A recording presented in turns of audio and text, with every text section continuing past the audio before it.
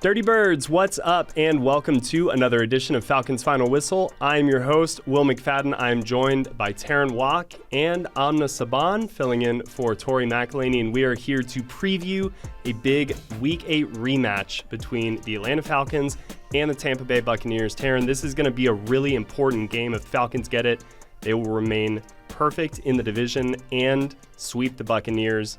What are your thoughts on it?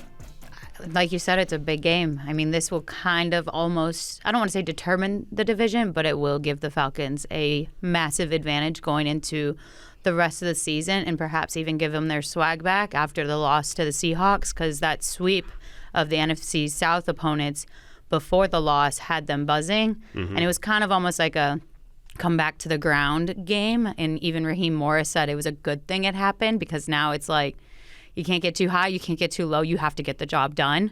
And this is another opportunity for them to show that they can bounce back from a loss and do just that.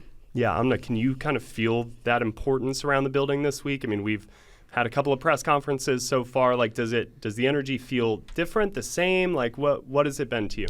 Yeah, I think Raheem Morris said it when you were talking about it.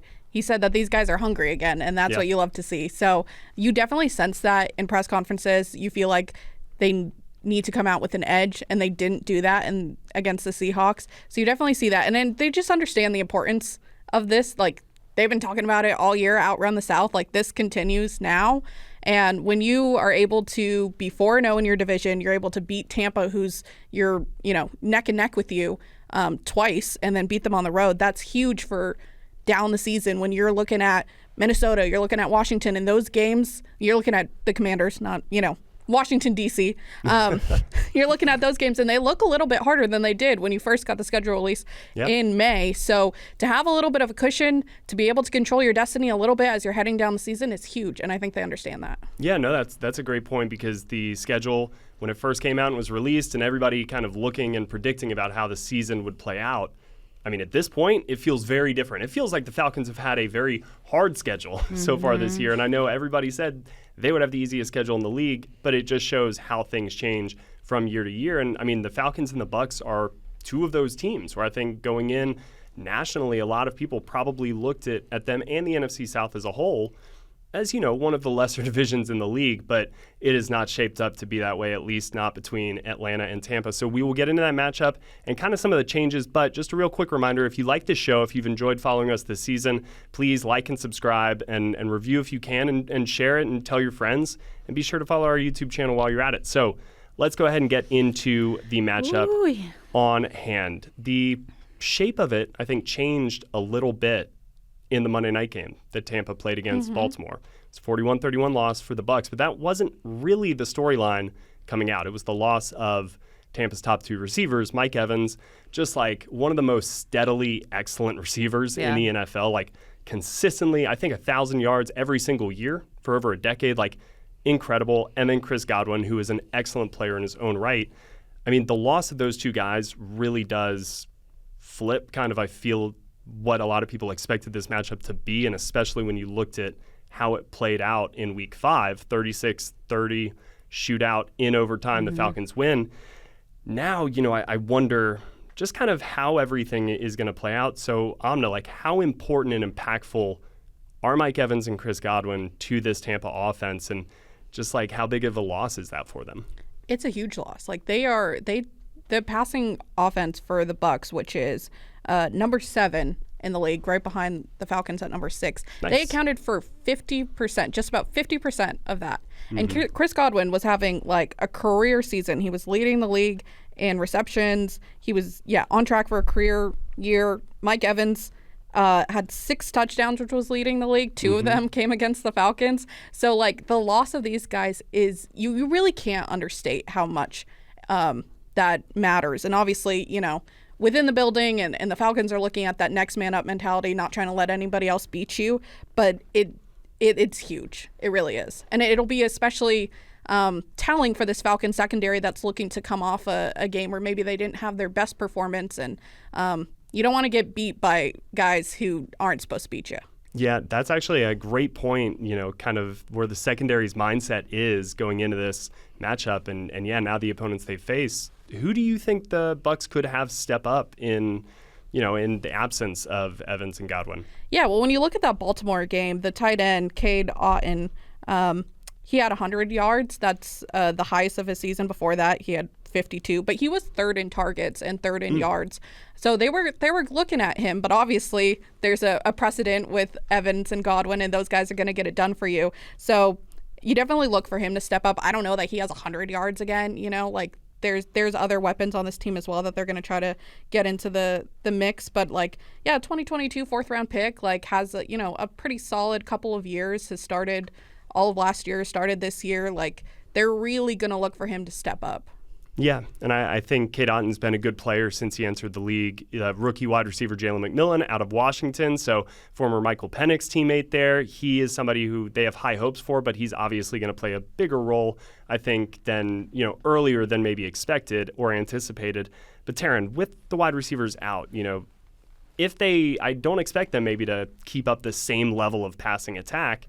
So how could Tampa's offense look different than maybe it has recently? Before I introduce the three-headed monster, Raheem Morris's nickname for them, not mine, I want to throw another name into the mix just because his number has been mentioned multiple times this week. Wide receiver Trey Palmer. He's a second-year player. He is someone both, I think Raheem mentioned, but I know also Jesse Bates definitely mentioned, where it's like, that man's going to pop off now that he has the opportunity because of the unfortunate injuries. Okay, I love that. Yeah, another so throwing name another name for in there. Fans to keep an eye on. They just kept saying number 10, number 10, number 10, and I was like, off the top of my head, I don't know who that is, but a quick look, and yeah, Trey Palmer. So keep him in mind too. But yes, when it comes to the offense itself, I was surprised to find out that the Buccaneers are number 8 in the NFL when it comes to rushing offense or run offense, which is just one notch below their pass. And so I think because they've had a really good offense this year. Yeah, but I think because of the names like Chris Godwin and Mike Evans, you think pass, pass, pass, especially with Baker Mayfield behind center. But now they have really shown that they have 3 running backs who can get the job done. And I think Grady Jarrett made a really good point where it's like they don't have one name who's getting all this national attention. So maybe that's why you don't think about the run game specifically as a strong suit. But they have Rachaad White, Bucky Irving, Sean Tucker, Rachaad being the starter normally, Bucky the backup, and then Sean was special teams until week 6 when White was hurt. I think it was an ankle injury. But regardless, when he had his opportunity on the offense, it wasn't his offensive debut, but it was like his most productive performance and the most opportunity he had. He had 136 yards rushing on 14 carries, along with 1 rushing and 1 receiving touchdown. So you have 3 guys who are very capable of running the ball. And what I hear with 3 people is none of them are going to get tired because you can rotate them. And one thing that Grady was talking about, how they can all do what each other can do. They might do it in different ways, but they can all run the same plays. He's like, I can't differentiate them. Yeah. I'm going to talk about them as a unit, as a whole, collectively. And so I'm really curious to see how that plays out. And that makes me think a little bit about kind of what Raheem Morris has always said about his preference for having clones out there on the field, right? When you are able to substitute a player, and it's something I noticed a little bit even in the Falcons-Seahawks game, specifically on the misconnection between Kirk Cousins and Ray McLeod that could have been a big explosive play early in that game. How many times have we seen Kyle Pitts run that route? How many times have we seen Drake London run that route? So when you kind of can plug different players who themselves bring different qualities and skills to the role that they're in, but they can do it kind of across roles, and then it just, I think, really breaks out the different iterations of an offense that you can have. It kind of multiplies them. And so a defense has to be prepared for not just like one combination, but 5, and it's like exponentially harder. So that is a little bit of, I think, what the Falcons are up against when it comes to this Bucs run game, is that you've got Rachaad White, who maybe has a little more of a receiver flavor to him. You've got Sean Tucker, who's kind of like an explosive X factor. And then you've got Bucky Irving, who has been really solid this season, kind of surprisingly so, in more of a traditional running the ball, running back role. So, yeah, to Grady's point, like they're going to have to kind of be ready for all of them collectively, because it's not going to change too much. Like the scheme's going to stay the same, and maybe there's some comfort in that because you are going to know kind of what to expect. But the way that you play each player is certainly going to be different. But Antoine Winfield Jr. is another player who's going to be coming back. So they are ostensibly losing, Mike Evans, although, I don't know if that's actually been confirmed yet. So I don't think so. But all indications are and reports are that he is expected to miss maybe 3 weeks. Chris Godwin, we know, is done. So those receivers not going to be a part of the game unless something crazy happens with Evans. But Antoine Winfield Jr. was not in for the Bucs when they played in Week 5. He's going to be back, and man, he is such a good player at the safety position. He was an All-Pro last year. He's kind of a Tyrann Mathieu type of all-over-the-field player. Raheem Morris called him a ball hawk and a problem.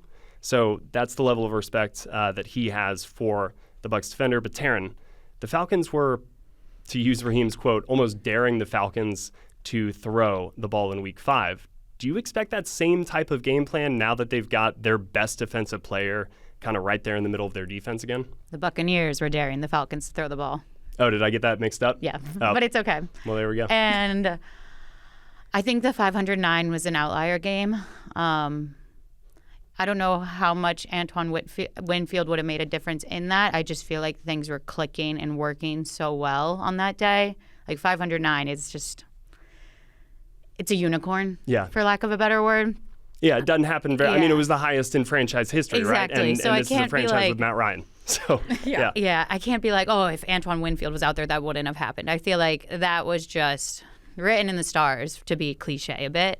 But now it does present a new challenge where you did that against the Buccaneers already.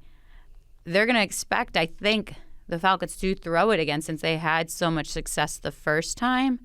And when you do have Winfield back there, it presents an obstacle where maybe you're missing a certain pass this time that you would have completed last time. But I don't know how much of a difference it would have made that specific time. I don't know. I don't want to look back and be like, if you plugged him in, it would have been 306 passing yards. You never know. Yeah. And so instead of looking back, looking forward, they do have to account for him. And that's going to be on the receivers to get their separation, to be on their routes and on their marks and be ready for that because, again, they don't have tape from what they did with Winfield because he wasn't there.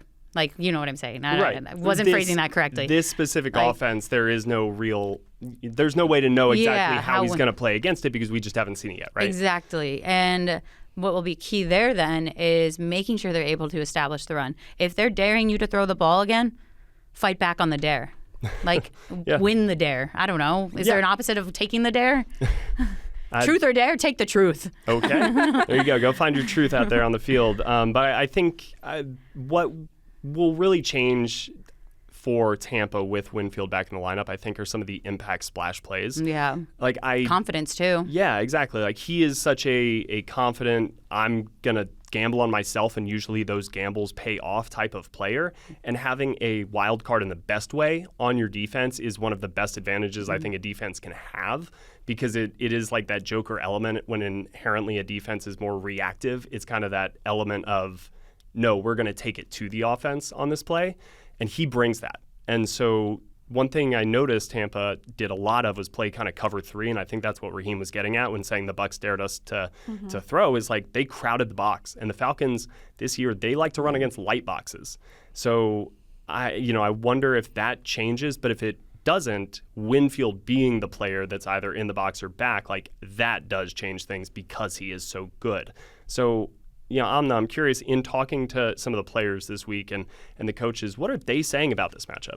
Yeah, well, I'll talk, get back to what I was talking about before with that edge. And I'll go back even further, and not just this week, but it started right at the end of the game against the Seahawks. The, mindset, that mentality. Mindset with Justin Simmons and Jesse Bates. They looked at themselves and they said, this is on me. I point the finger at myself. We got to get better. I promise we will. Their leadership from the start of the post game to now, I've seen that kind of bleed through the rest of the week. I talked to guys like Antonio Hamilton Sr., who's a vet in this league, but he's still looking to them as leaders in the defensive back room. And he said that they're tightening things up on communication. And that was one thing that Justin really mentioned was we got to communicate. I didn't do that. So that's something that they mentioned, and even it's bleeding into the offense. And I talked to Kirk and Drake, and they both said that accountability is making me look at my own self when Drake had mentioned that, and Kirk, he's going to play with an edge. He's known to do that. Like he was asked about playing well off games where he had lost double digits, and his quote was very like, sometimes Kirk just has these zingers that just makes everyone laugh. So this one, it was an utter fear of failure.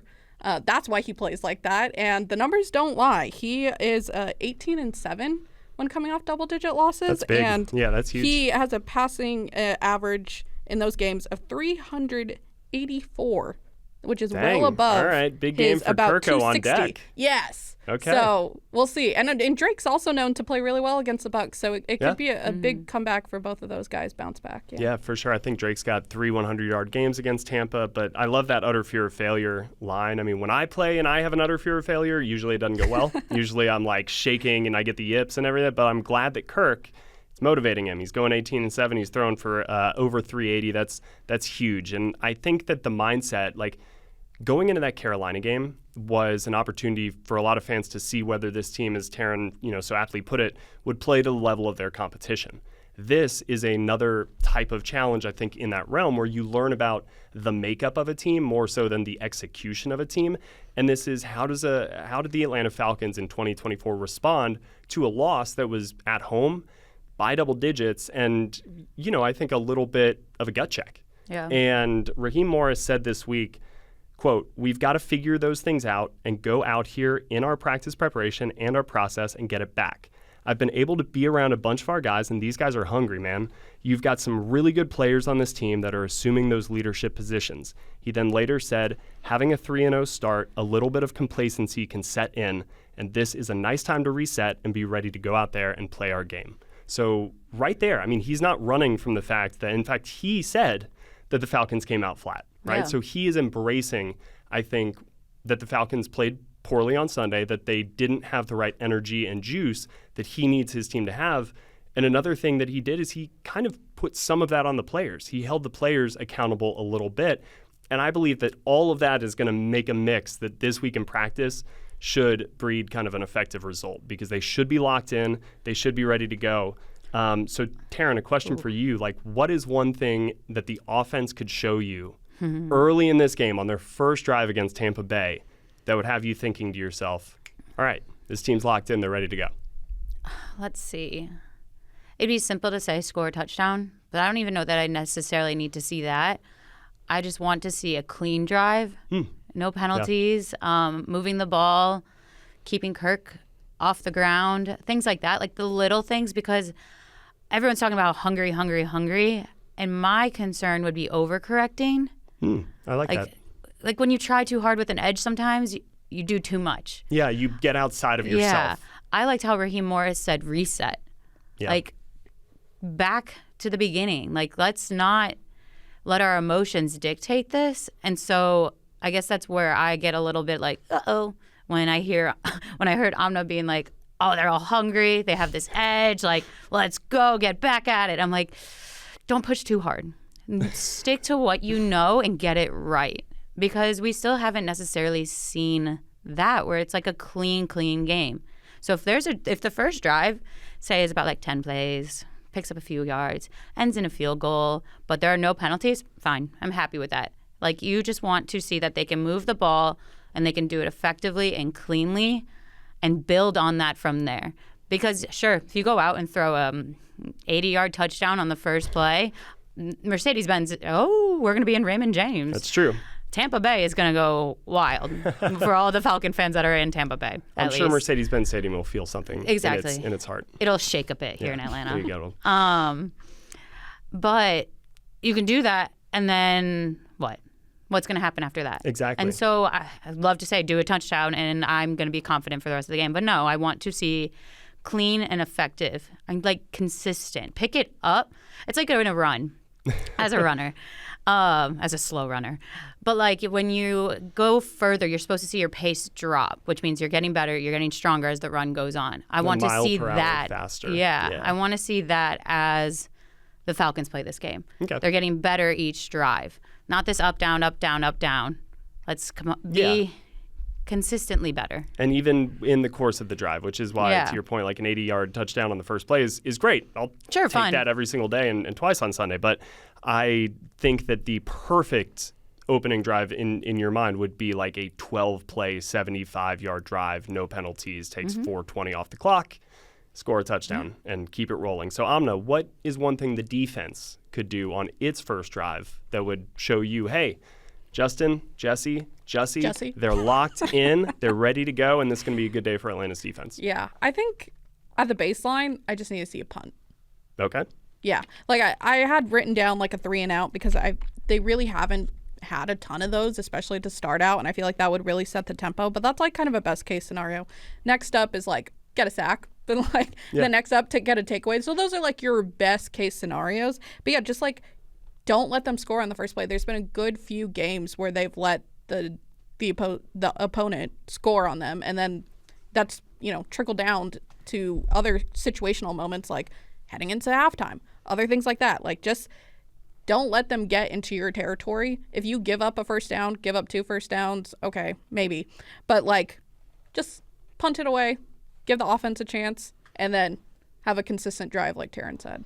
Yeah, and the Falcons have done a pretty good job at limiting teams to field goals. I know Seattle was a little bit of an outlier, but that's not even what you're saying. Like, that's more of what we've seen. That's just kind of, you want to see things taking that step forward. Again, we're getting to that point where the pace should be dropping a little bit and you're picking it up. So yeah, to see a kick on that first possession would be like, all right, the defense came in locked in. A sack would be awesome. I'm personally, I wonder how many opportunities Atlanta's going to have to get sacks this game, because again, with the loss of the 2 receivers, I just wouldn't be surprised if Tampa is very run heavy or quick passes that benefit Cade Otton or like some of these running backs out of the backfield. So, you know, it may be another week where the sack totals aren't huge. I hope I'm wrong. God, I hope I'm wrong. But that's just one other thought. So as we get ready to turn the page here, I want to wrap up kind of our preview of this matchup with this. The Falcons only ran the ball for 73 yards in this first meeting, which is their lowest total of the season.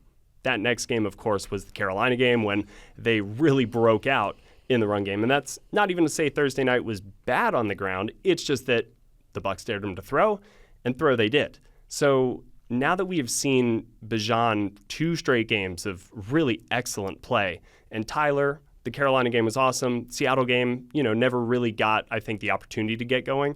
But do you guys, and Terrin, we'll start with you, do you expect Atlanta to kind of lean more on its run game here in this matchup, and for Bijan and Tyler to really have a big impact? Or, you know, what are you thinking in terms of that?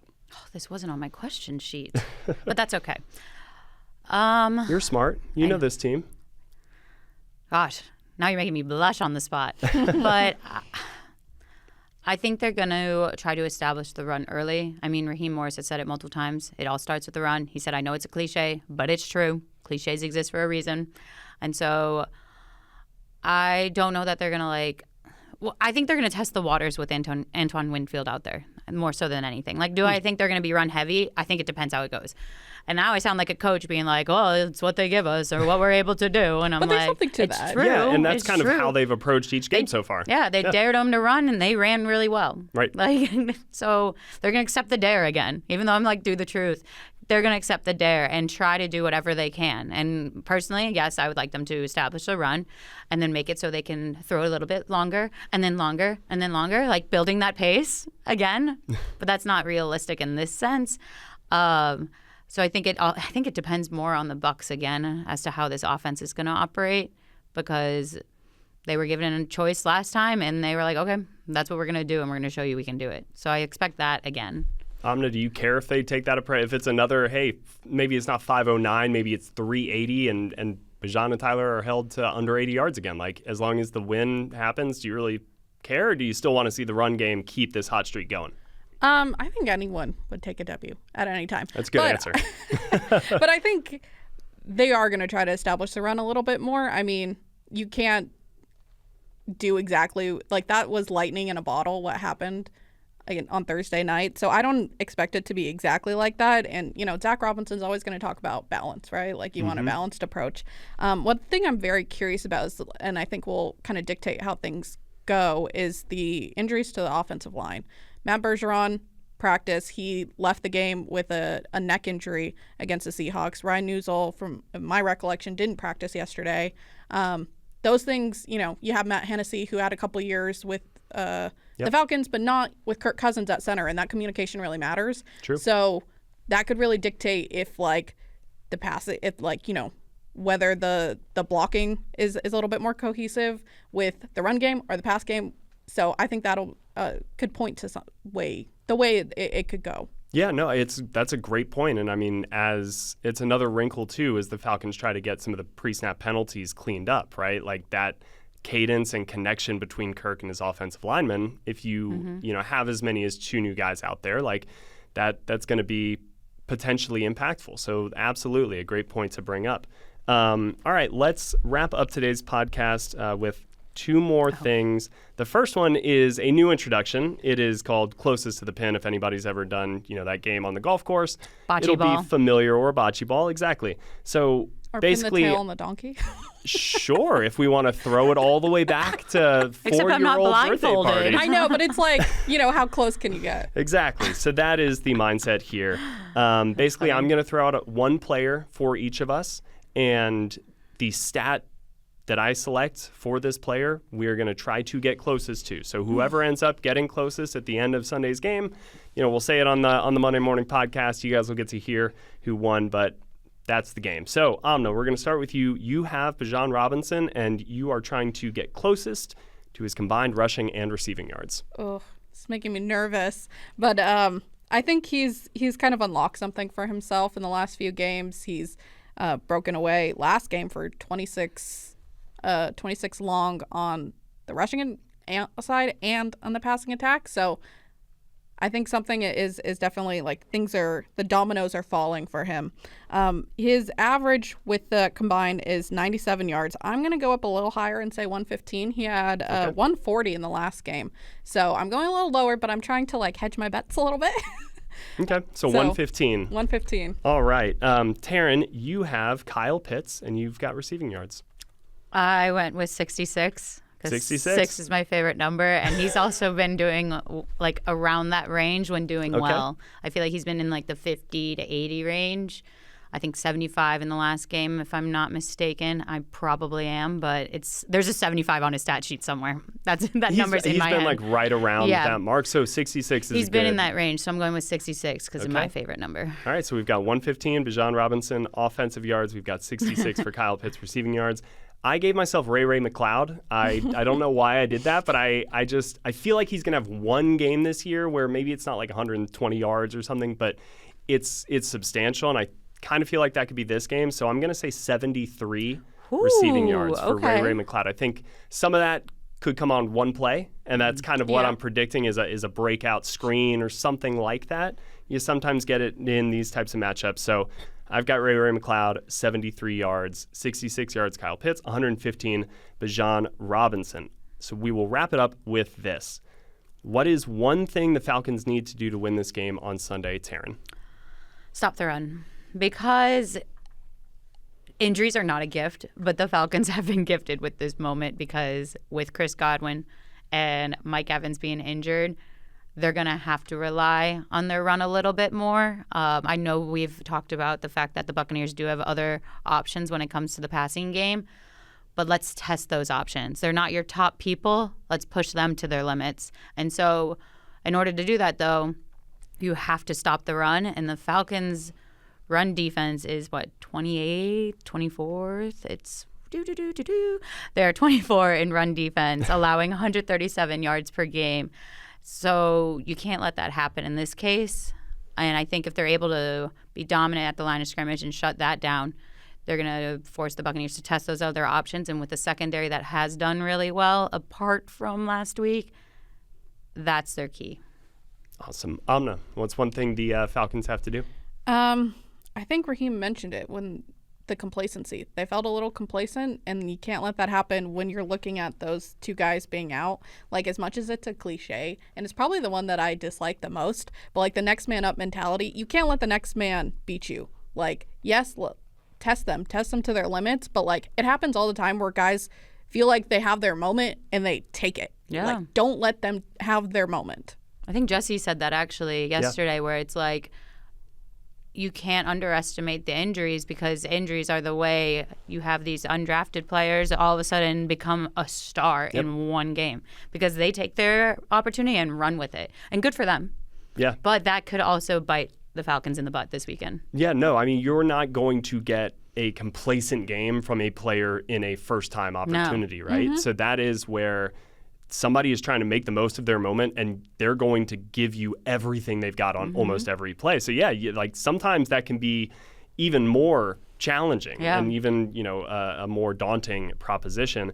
Mine is going to be including a term that we know Raheem Morris doesn't love, and that is to start fast. But I'm not saying start fast and then, slow it down. I think purely from a schematic standpoint and the way that this game could play out, if you can get up by 2 touchdowns early on Tampa Bay, you're going to put them in a position that inherently makes them rely on weaknesses, at least in terms of their overall kind of offensive identity at this point without their 2 wide receivers. So I think they do want to keep this a close game. I think they want it to be a defensive game and a fast game and really a run-heavy game. So if you can start with the ball, go down and score a touchdown, get a punt on that first defensive series, go get a field goal, go get another touchdown, then you're really going to start to dictate what Tampa is going to have to do to stay in this game, and it is something I don't think they want to do a lot of. So that's why for Atlanta to win this game, I think they do need a fast start because they'll put Tampa in a bind.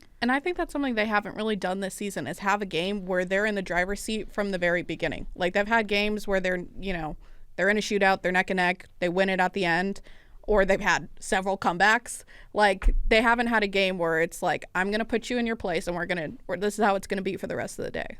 For sure. So that will do it for our preview of the Falcons-Bucks matchup in Week 8. I want to thank Jared, our producer, for today's episode. Jared. I want to thank Terrin and Amna for joining me in this recording studio. Thank you guys for listening. Again, today's show is presented by Zaxby's. Rate, review, like, subscribe, all of that good stuff. Check us out on YouTube as well, and be sure to check out the pregame show on YouTube, going live at 12 o'clock before the 1 o'clock kickoff. So again, thanks for listening. We will catch you all Monday morning. Have a great weekend.